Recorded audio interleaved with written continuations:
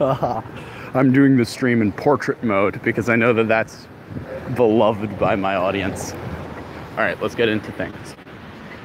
Autistic monologue into a camera whilst walking down Park Avenue. Let's hit it. All right. Woo! That's what's up. Hashtag doorman life. I've always lived in a building with a doorman, and I've always found it incredibly uncomfortable. The social dynamic between the doorman and the people in the building is really weird. Do a nose stream? I can do that. Yeah, the social dynamic between doormen and the people who live in buildings on places like the Upper East Side of Manhattan, it's like, okay, so you get this just a bit. So the doorman knows everything about the lives of the people in the buildings, right? Except, there's also, and then there's this other like sort of weird power dynamic, and then you have the fact that they're basically like, my friend said this to me once, and I thought it was a funny way of putting it. They're dressed as, their doormen are future Nazis. They're like dressed as mock admirals to entertain the wealthy, or something to that effect. My friend once said to me, and I thought that that was a very funny way of putting it. But yeah, I mean, maybe working as a doorman is great. Listen, I don't want to hate. I just think that the dynamic's odd. The doormen know about everything going on in the lives of the people in the building. The people in the building usually tip the doormen, and like that has all the implications with that. They tip different doormen different amounts. Da da da da da. Anyway, let's get into things. Okay, this is a short stream. Yeah, I know, right? Getting paid to open a door. This is a short stream. Not going to be long. I'm going to talk about what happened. I'm thinking about like JF, Andy Worski, Luke Ford, like internet blood sports, right? Okay, internet blood sports. All right, to me, my first contact, like up close and personal with quote unquote internet blood sports, it was Millennial 2017. Millennial are the live streams that Millennial Woes would do. And I found Millennial Woes channel because I was interested in like NRX stuff. I was kind of following a bunch of NRX stuff, so I found this channel, Millennial Woes. It's a mix, Friedrich. It's really a mix. A lot of them are Eastern European. A lot of them are, it's like 50-50 in New York, which is uncommon because, I mean, yeah. But like, skews kind of Eastern European amongst the Europeans. NRX is neo-reaction. I wasn't really into neo-reaction. I was just more into kind of reaction. But the neo-reactionary blogs, I followed a bunch of them, and there were some good thinkers. Like, I liked Radish Mag. I liked, dude smoking a Swisher Sweet. It smells so pungently. Anyway, what was I saying? Yeah, NRX is just sort of like, it's interesting. It's its own little thing. I mean, there are some parts of it that I don't really fall in line with, like the sort of more techno-futurist line types. But, I don't know. Neo-reaction. I saw a kid reading Evola on the L train the other day. Oh, that's funny. That is great. See, I love that because the L train is, the L train's the train that like all the hipsters take when, or one of them, when they're, especially on like Friday nights, Saturday nights, when they're going back from their parties, you know, back to Manhattan. They're going from their parties in like Bushwick. Like they'll be at like some venue in Bushwick, like Heck or something. If you know Heck, you know Heck? Or someplace like that. It's like they're listening to like fucking, I don't know, like Deli Girls or some shit in Brooklyn. It's like, and then they come back to Manhattan and they're tired and like all these drunk people will approach you on the train. Like all these drunk girls approach you on the train and shit. Sources in the comment section says, Jew, what up? Anyway, let's get back to the main topic. We're talking about, yeah, L train. That's interesting to see someone reading Evola on the L train. I think that's a good sign. But the coolest book on the L train that week, that's for sure.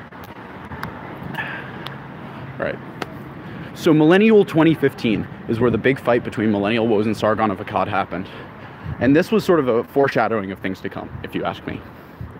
So Sargon of Akkad basically came onto the Millennial Woes channel and he started making a slew of really bad arguments and argued in a way that was kind of in bad faith. Millennial Woes wasn't doing a great job holding his own because he's just sort of polite, you know, he's too polite for it. He wasn't sort of used to Sargon as he was before. Like by the time he entered the internet blood sports hangouts with Sargon and Worski live, it was like, oh, fuck you, Sargon, you're not being fair to me, or whatever. Like, but you always do this. You're not being fair. It's like he wasn't primed before that, so he was coming in expecting like a good faith thing, and he just got this like, oh, like all these like line of questionings, trying to pen people into like this little cattle trail or whatever.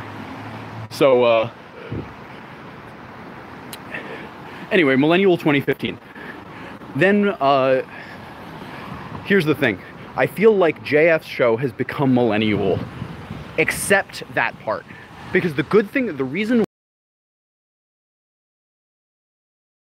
the most watched video on Millennial, and you could say, yeah, that's just because of Sargon's fan base, but really, the biggest watched videos on Millennial are always the ones that have some sort of, I look like Mike Cernovich. Yeah, I can see it. Always the most popular videos on Millennial were the ones that had,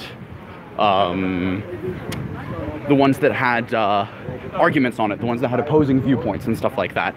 So basically the ones where I think V came on, I think Sargon came on subsequent years. He came on 3 years in a row, 2 years in a row, or something like that. So Eurovision was run by Israel. Ah, nice. Eurovision was won by Israel. It's like, I love it how there are all these like non-European countries participating in Eurovision. I find it highly amusing. But I can understand, because none of the Middle Eastern or North African ones are like, want to have anything to do with certain West Asian countries, Israel being one of them. But it's annoying.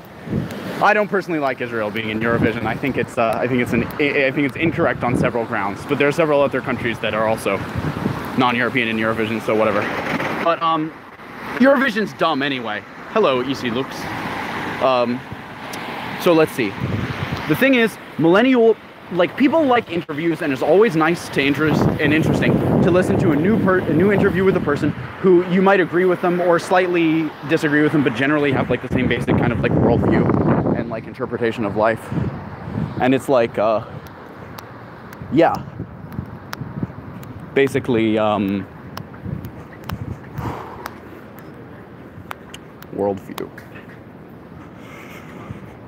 It's just sort of like, what do you call it? Yeah, I'm about to shut the stream off. I've only got like, a little bit left. But the point is, hearing a bunch of people agree with each other, even if it's really eloquent and whatnot, it kind of gets tiring and dull after a while. The point is, you need to spice things up. That's why people like the sort of internet blood sports type format with Worski and whatnot. Even JF and Worski had different worldviews, different conceptions of reality, etc.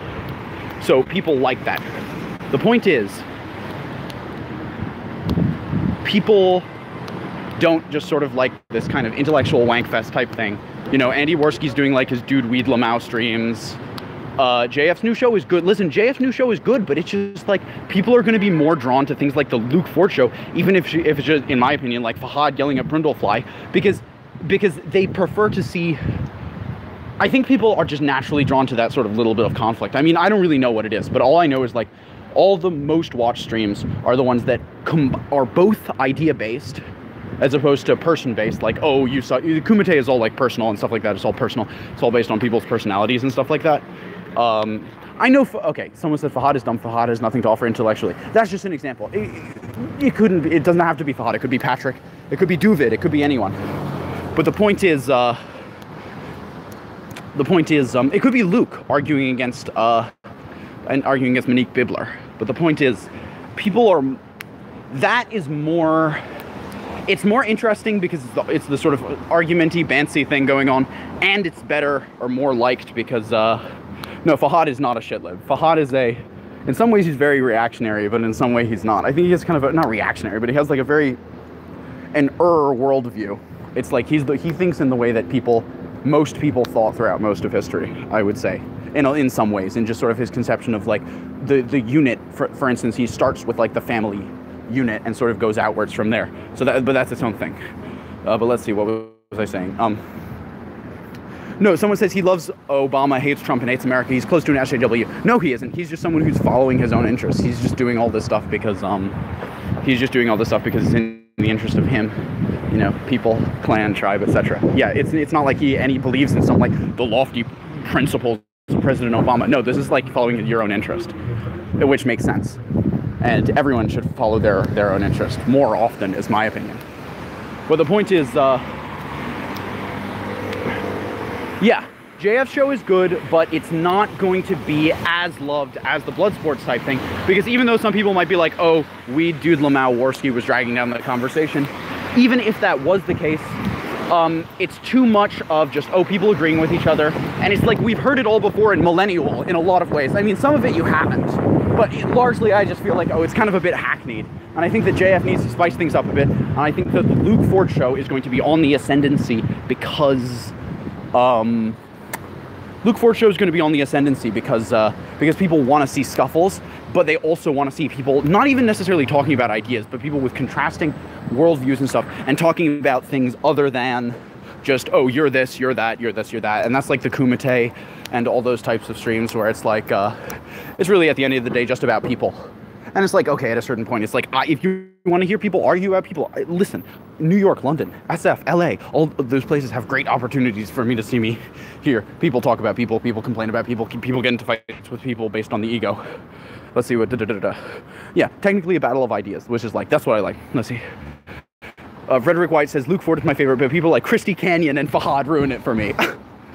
I thought that stream was really funny. The Rob Spallone Christy Canyon was, it was just sort of an interesting, surreal little interlude. And it says, bring back blood sports, human hunting.